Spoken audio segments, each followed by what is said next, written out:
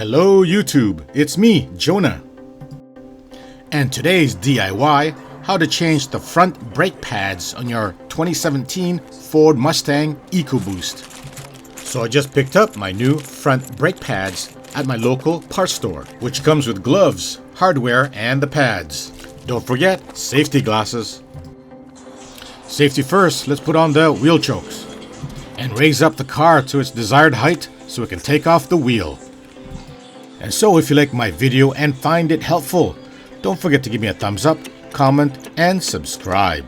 Also hit that notification bell so you always get my latest video.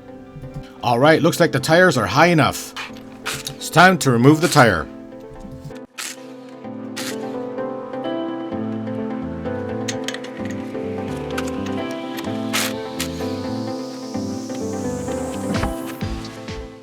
Looks like my rotors still have a lot of meat, so I'm going to keep them until the next time. But I will show you how to take off your rotors if you wanted to replace them. So we're going to remove two caliper bolts, 14 millimeters, right behind the caliper, right here. And the second bolt, right down here.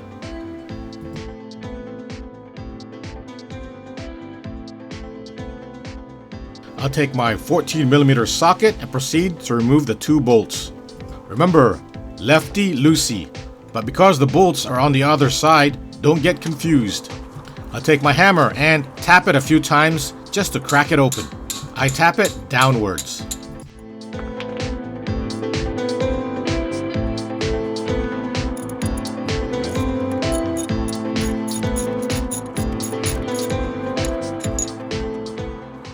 Then I proceed to the second bolt right down here and do the same process.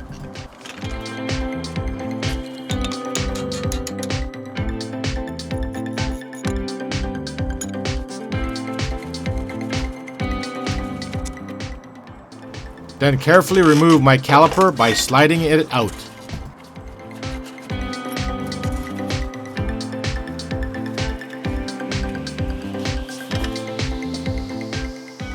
Then I just bungee cord the caliper so it's out of the way, and my brake fluid hose does not get pinched.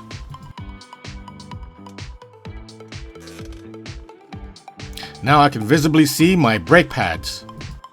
Looks like I might be able to get another 2 or 3 months out of it, but it's good to do it now while the weather is nice. Now we're going to remove two more caliper bracket bolts. The first one right here, and the second one right down here. And these are 15 millimeter bolts. Now I'll take my 15 millimeter socket and remove the two bolts.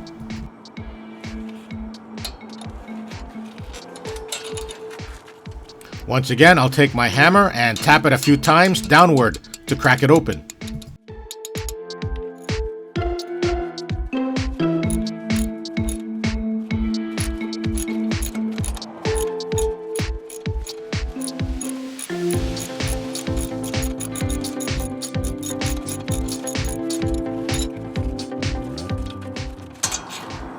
Then I proceed to go to my second bolt right down here and repeat the same process.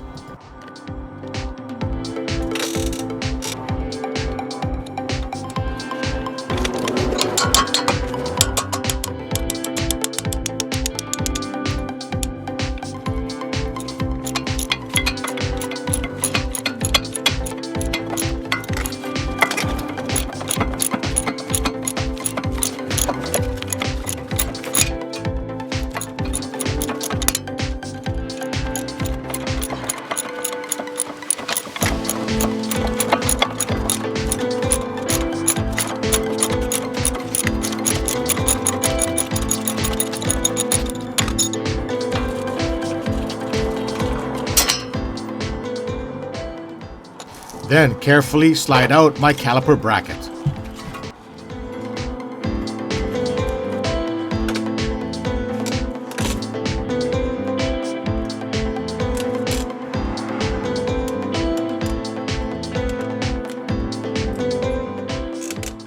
So sometimes the rotors get a little stubborn and very difficult to pull out. So you may have to take your rubber mallet and hit it a few times to loosen it.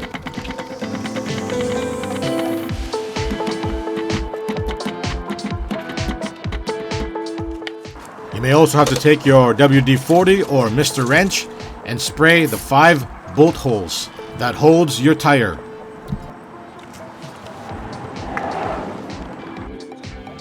Loosen up again with a rubber mallet. Now you can remove your rotor and install your new one. Like I said before, I'm going to keep my rotor because it still has a lot of meat, and spray some brake cleaner to clean it up. And I've already cleaned the other side. Now I clean up around the 2 pistons before I compress them.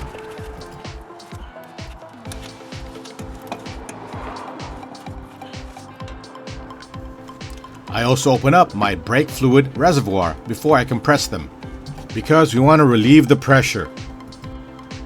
Now it's time to compress your pistons. So if you don't have this tool to compress your pistons, you can also use a C-clamp. I've used my C-clamp for many years before I bought this tool.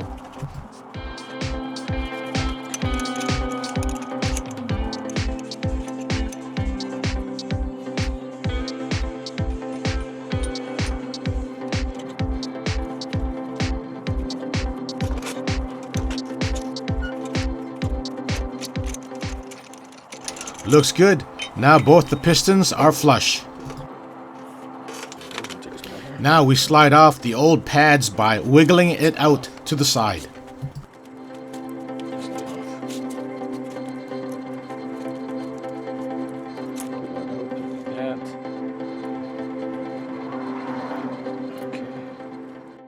So I noticed this pad does not have a built-in tab. You have to put it in yourself like this.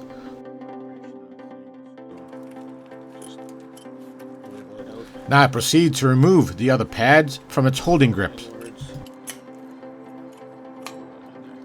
Looks like my pad holding grips are still in great condition, so I'll leave them the way they are.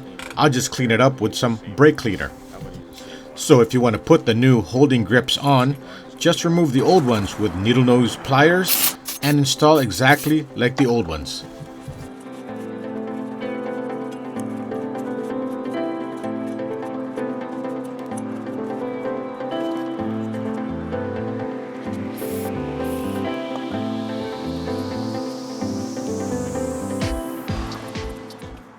Now I'm going to check my rubber boots, making sure the pin inside slides smoothly in and out. If they hardly move, you can pull them out and put anti-seize on the pins. If you want, you can put some anti-seize or lubricant between here and here also, and also on the other side too, here and here. Now proceed to install the pads into its holding grips. Notice the position of the pad, so the tolerance is tight, so it takes a little bit of knack to slip it in.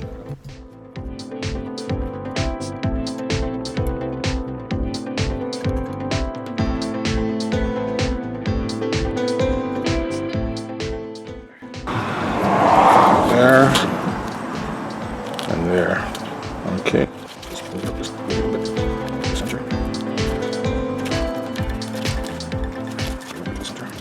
Okay, there you go. Should look like that. It's in there. Moved it a little bit to the right. Over here. Moved it a little bit to the right. It's more, and it becomes a little bit more flush. Yes, make the pad flush to the wall of the bracket. Now take the other pad and repeat the process to the other side.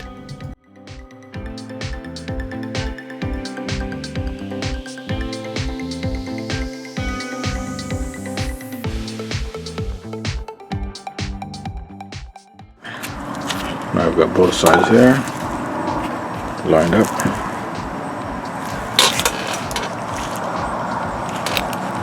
Okay. Now we install it back like so, lining up the 2 holes. Then hand starting our 15mm bolts.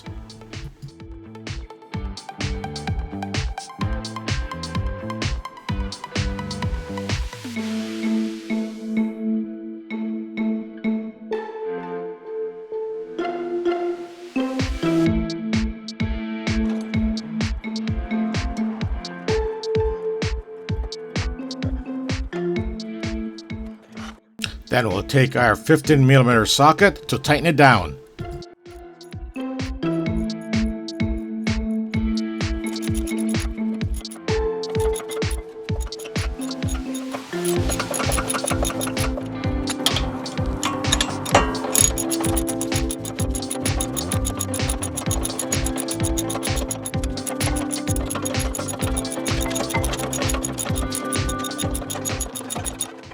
I go back again to my first bolt to torque it down to 85 pounds.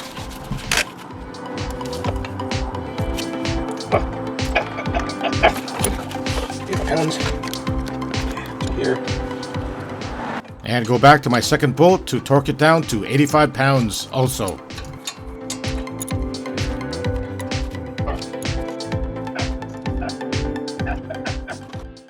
Now ready to put our piston caliper back into place by lining up the two holes also.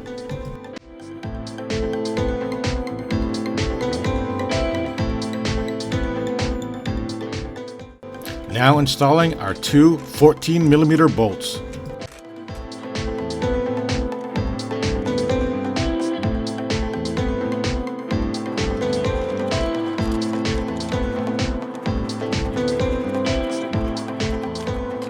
Now you can tighten and torque the bolts to 26 pounds of torque.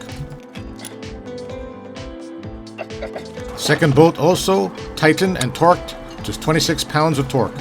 And that's it, you're done the first side. Now install your wheel and repeat the process on the other side.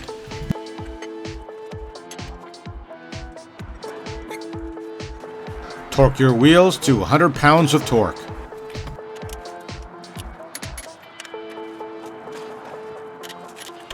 But we're not done yet.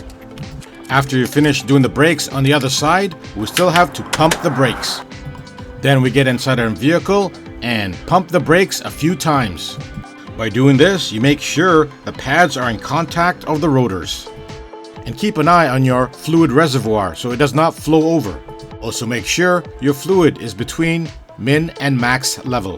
When you feel your stepping on the brakes is no longer soft but firm, then you're all set.